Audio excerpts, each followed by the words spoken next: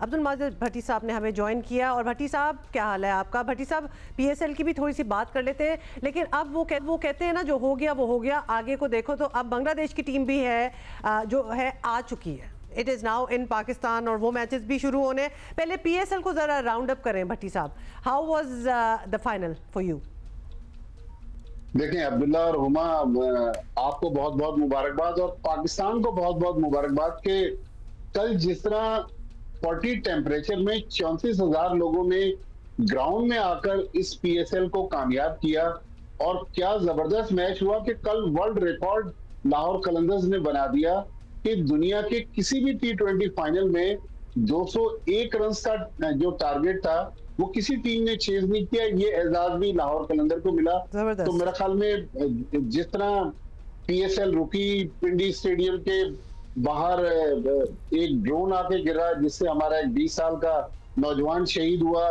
फिर जब हमने यहाँ से रेस्क्यू करके प्लेयर्स को दुबई भेजा तो उसी नूर खान एयर बेस पे जहां से चंद घंटे पहले प्लेयर्स के जहाज ने टेक ऑफ किया था, वहां अटैक किया हमारे दुश्मन ने।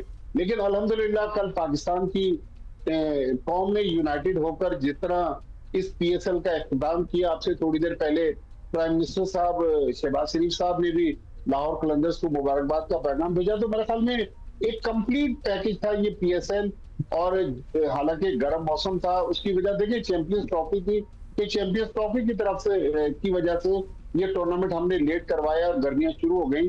तो मेरा ख्याल में बड़ा जबरदस्त टूर्नामेंट खत्म हुआ। लेकिन पीएसएल के साथ साथ हमारे वो लोग जो पाकिस्तान क्रिकेट के करता धरता है वो इस टूर्नामेंट को इख्तिताम को पहुंचाने में तो मुबारकबाद के मुस्तहक हैं।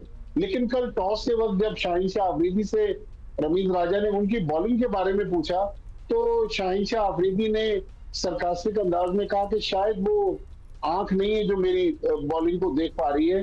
तो वो बॉलर जो पीएसएल का बेस्ट बॉलर बन गया, उसने अपनी टीम को 4 साल में तीसरा टाइटल जितवा दिया, फ्रंट से लीड किया। कल बॉलिंग भी उनकी जबरदस्त थी, लेकिन वो बांग्लादेश के खिलाफ पाकिस्तान की 16 रुकनी टीम का हिस्सा नहीं है।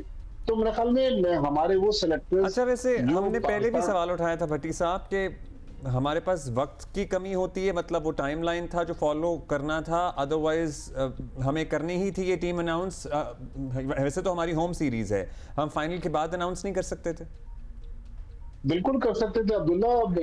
ये चीजें होती है अवे टूर्स में, ये तो हमारी होम सीरीज है। लाहौर में मैच हो रहा है और लाहौर में हमने बुध के दिन पहला वनडे इंटरनेशनल खेलना है, तो मेरे ख्याल में कोई ऐसी जल्दी नहीं थी। फिर हमने नसीम शाह के मैं खिलाफ नहीं हूँ, लेकिन नसीम शाह ने आखिरी मैच में जिस तरह इस्लामाबाद यूनाइटेड की तरफ से बॉलिंग की, बड़े बड़े पाकिस्तान के क्रिकेटर्स कह रहे हैं कि वो हमें फिट नजर नहीं आ रहे। तो एक अनफिट बॉलर को हमने सिलेक्ट कर दिया और एक ऐसे बॉलर को जिसने अपनी टीम को टाइटल भी दिलवाया। और देखें, कप्तान का जो मसला होता है वो ये नहीं होता कि वो परफॉर्मेंस दे, परफॉर्मेंस तो मैटर करती है। लेकिन शाहीन शाह अफरीदी ने लाहौर कलंदर्स के ड्रेसिंग रूम को जिस तरह यूनाइटेड किया है। अच्छा, हमने एक सवाल किया था अभी इससे पहले भट्टी साहब अहमद शहजाद से भी, और जाहिर है बहुत ही ब्रीफ कप्तानी का इनका पीरियड रहा है फॉर पाकिस्तान।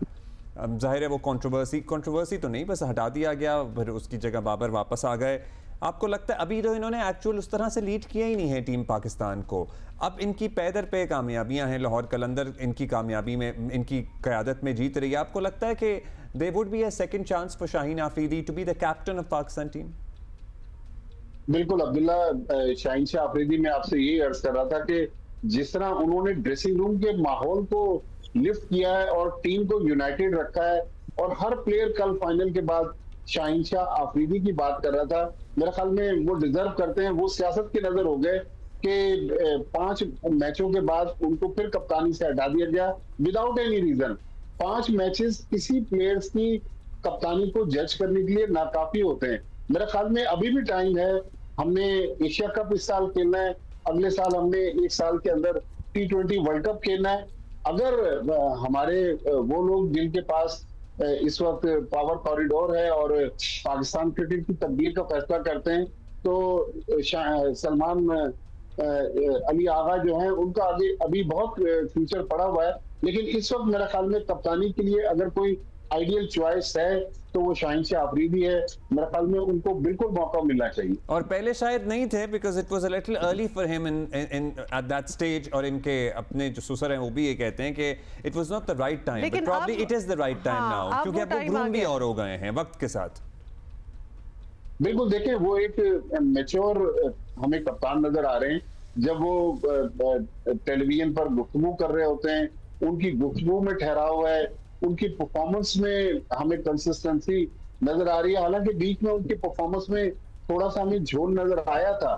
और सबसे बढ़कर जब टीम प्रेशर में होती है, कल भी आप देखें ना, आखिरी 3 ओवर्स में 47 रन थे और ड्रेसिंग रूम के बाहर जब कैमरा जा रहा था तो बिल्कुल एक पुरसुकून कप्तान थे।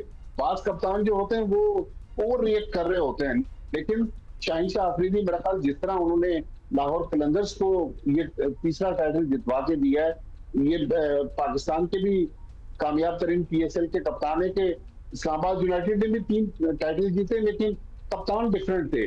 तो शाहीन शाह अफरीदी उनमें कैप्टनशिप मटेरियल है, लीडरशिप मटेरियल है। मेरे ख्याल में पाकिस्तान क्रिकेट को अगर हमने आगे लेके जाना है, T20 की टीम खड़ी करनी है, तो शाहीन शाह अफरीदी को लीडरशिप देना पड़ेगी। कंसिडरिंग 4 सीजन्स में 3 दफा जीते हैं और शाहीन अफरीदी ने अपना नाम जो है उसमें बिल्कुल बनवा लिया। एंड यू आर राइट, वो एक शुरू में इनएक्सपीरियंस कह लें या जो भी कहेंगे, ज़रा स्लो स्टार्ट था, but now he is very much there. Bhatti साहब, आपको लगता है जो टीम हमने बांग्लादेश के अगेंस्ट जिसकी अनाउंसमेंट भी हो चुकी है, अब हमें नहीं पता कि उसमें चेंजेस हो सकते हैं कि नहीं, लेकिन आइडियली कोई इस लॉट में से, PSL के लॉट में आप चाहते हैं कि हमारी टीम में होता? देखें, नंबर 1 जो हमने थोड़ी देर पहले डिस्कस किया, शाहीन शाह अफरीदी मेरे ख्याल में अभी भी पाकिस्तान की बॉलिंग में ऐसा नाम है, और कल वो बेस्ट बॉलर डिक्लेयर हुए PSL के, तो शाहीन शाह अफरीदी को होना चाहिए। फिर लाहौर कलंदर्स के मोहम्मद नईम, हालांकि उनकी फील्डिंग के थोड़े से मसाइल हैं, लेकिन मोहम्मद नईम ने इस टूर्नामेंट में जिस तरह परफॉर्मेंस दी है, मेरे ख्याल में मोहम्मद नईम को भी अगर मौका मिल जाए। बांग्लादेश की टीम दुनिया की 9वें नंबर की टीम है, पाकिस्तान 8वें नंबर की टीम है, तो ये वो टीम है जहां पर हम यंगस्टर्स को ट्राई कर सकते हैं। तो चलें, शाहीन शाह अफरीदी को हम आगे जाके मौका दे दें, लेकिन मेरे ख्याल में नईम ऐसा प्लेयर है जिसने पावर हिटिंग की और ओपनिंग स्लॉट में जिस तरह उन्होंने छक्के मारे हैं, तो मेरे ख्याल में नईम ऐसा प्लेयर है जिसको मौका दिया जा सकता है। गॉट इट भट्टी साहब, थैंक यू, बहुत शुक्रिया।